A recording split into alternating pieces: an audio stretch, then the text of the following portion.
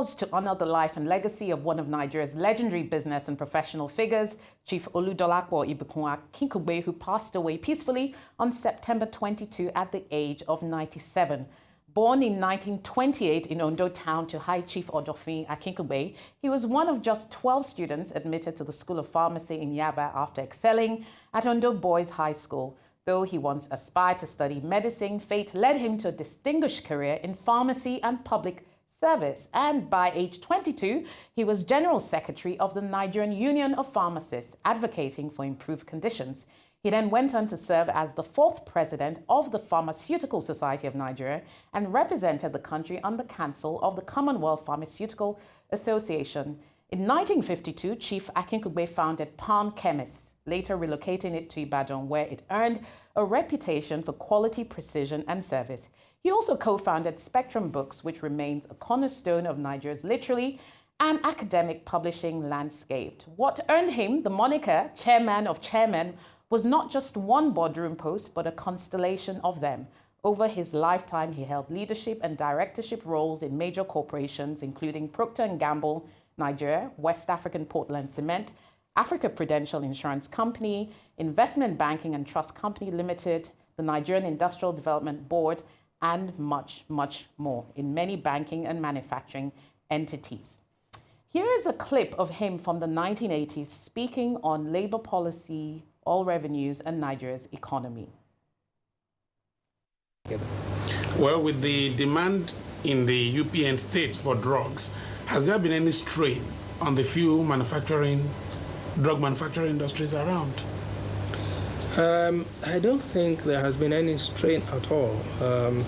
I suppose the procurement policy of government, doesn't seem to have favored local manufacturers because all the governments tend, for instance, for one reason or the other, to want to buy from overseas.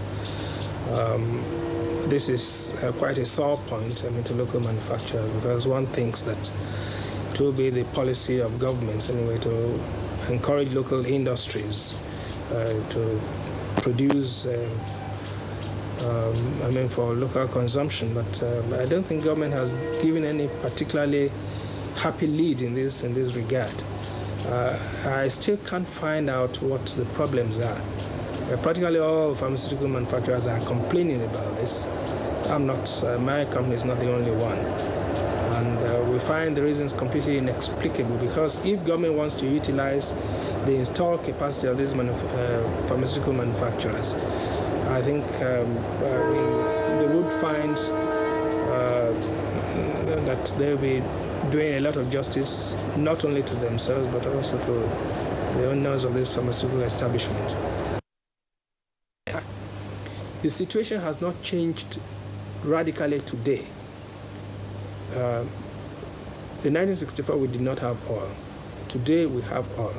And anybody will think, oh, well, because the revenue generated is very, very large, then things have changed. But I would think that the income from oil ought to be treated in isolation from other means of the other sources of revenue. Largely because the oil revenue is an unstable one. You can budget for it only thus far, but because it's subject to international vagaries, you find that sometimes you budget 100% and you end up at the end of the year with only about 60%. In a situation like that, something again which is very expendable, to be very, very foolish to build a permanent overheads on the basis of this income coming. But the workers face a real problem, because if they have to go to the market as they do, you will find that they will have to stretch these wages to be able to cover. Stretch the existing wages to cover what they want. But I do not see how the nation can pay 300 naira without getting into serious economic difficulties. Then what do you suggest? I would suggest, first, as again, a lot of Nigerian economists and intellectuals have said, that you cannot pay people only on the basis, on the basis of need. This has to be on the basis of productivity. In 1965, he was honored with a Member of the Order of the Niger by President Nnamdi Azikiwe. Beyond business, he was a devoted family man. He and Mrs. Janet Olajuni Akinkunwe were married for 70 years until her passing just 11 days before him. They both lived to the age of 97. The late Chief Oludolakbo Akinkunwe, CFR OON, leaves behind children, grandchildren, and great-grandchildren who carry forward his legacy. May his soul rest in peace.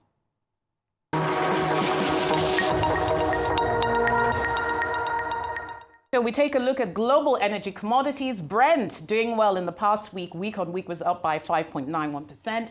WTI crude was also up by 5.36%. Not so much for natural gas, rising inventories building there, but Brent, pretty resilient demand, and also the weakening of the US dollar, which is helping sales across key markets. RBOB gasoline was also up. Let's take a look at equities markets.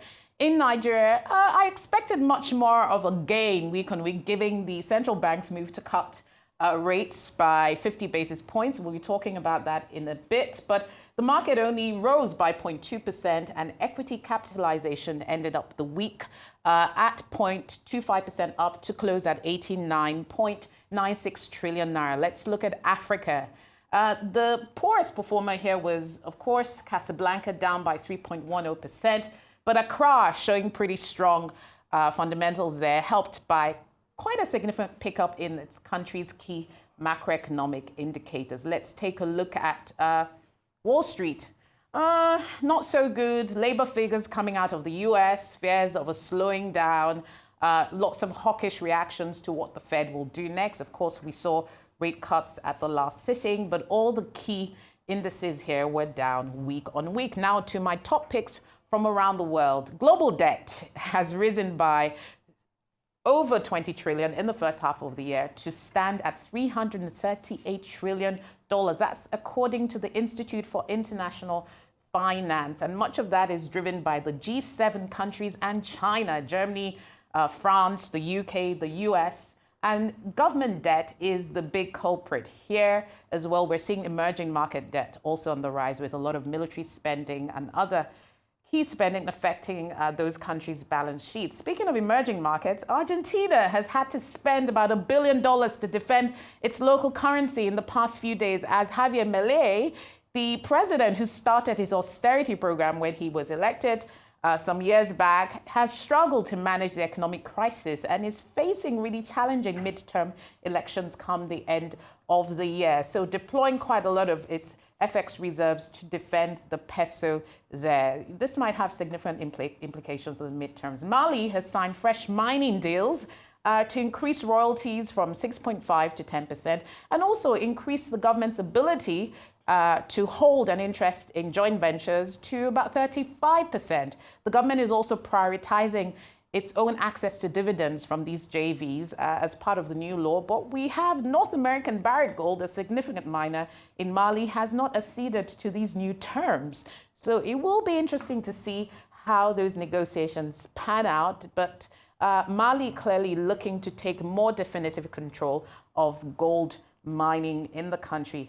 NVIDIA is going to be investing $100 billion in OpenAI. Could this raise concerns around antitrust moves? NVIDIA says it will mean that OpenAI will be buying chips from NVIDIA, potentially locking in forward integration as part of this move. But I suspect the Federal Trust and Consumer Trade Commission will be asking questions around what the implications of this will be for the wider semiconductor GPU AI market. But NVIDIA, of course, very bullish on its investments and expansion plans, investing, of course, $5 billion last week in Intel. Amazon is going to pay $2.5 billion in a lawsuit over its Prime subscriptions now. About $1 billion of that will go to actual consumers, while $1.5 billion will go to the US government. And essentially, the courts have said Prime subscriptions are not easy to cancel. Amazon has not been very forthcoming in how consumers can navigate a decision to cancel their Prime subscriptions once they've subscribed. And essentially, consumers can be refunded up to $51 each as part of this lawsuit. Interesting times there in the world of tech. That's it for our top stories from around the world.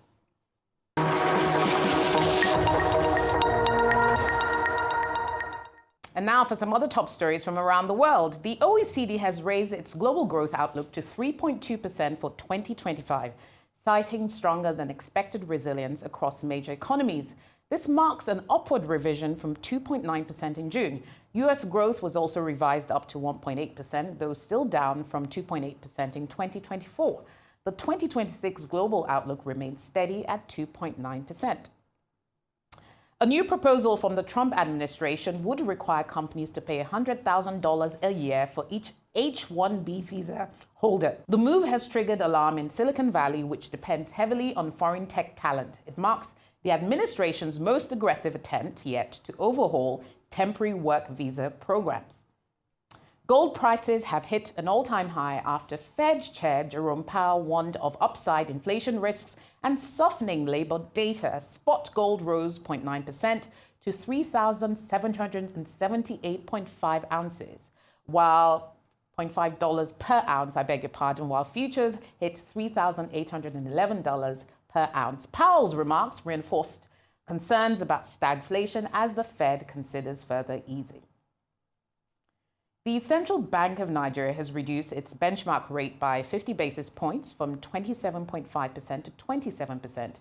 CBN governor said the MPC also narrowed the policy rate corridor to 250 basis points, signaling a shift towards supporting credit expansion amid easing inflation.